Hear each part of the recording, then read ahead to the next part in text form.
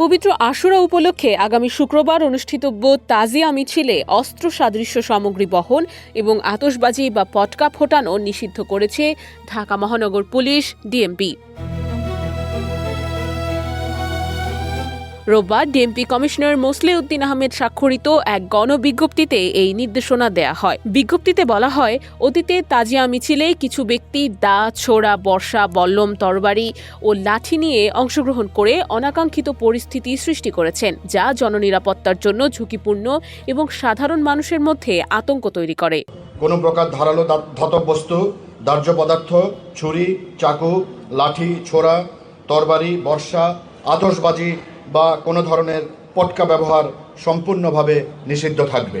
এছাড়া মহরম উপলক্ষে আতশবাজি বা পটকা ফোটানোর প্রচলন থাকলেও তা ধর্মীয় ভাবগাম্ভীর্যের সঙ্গে সামঞ্জস্যপূর্ণ নয় বলেও উল্লেখ করা হয়েছে। জনশৃঙ্খলা ও নিরাপত্তার স্বার্থে তাজিয়া মিছিলের শুরু থেকে শেষ পর্যন্ত সব ধরনের অস্ত্র সাদৃশ্য সামগ্রী বহন এবং আতশবাজি বা পটকা ফোটানো সম্পূর্ণ নিষিদ্ধ থাকবে বলে জানিয়েছে ডিএমপি। উল্লেখ্য, মুসলিম বিশ্বের জন্য অত্যন্ত তাৎপর্যপূর্ণ দিন আশুরা। কারবালার প্রান্তরে মহানবী হযরত মুহাম্মদ সাল্লাল্লাহু আলাইহি ওয়াসাল্লামের দৌহিত্র ইমাম হোসেন রাদিয়াল্লাহু তাআলা আনহু এর শাহাদাতের স্মরণে শিয়া সম্প্রদায় এই দিন তাজিয়া মিছিল বের করে থাকে। দিনটি শোক, ত্যাগ ও সত্যের পক্ষে অবিচল থাকার প্রতীক হিসেবে পালন করা হয়।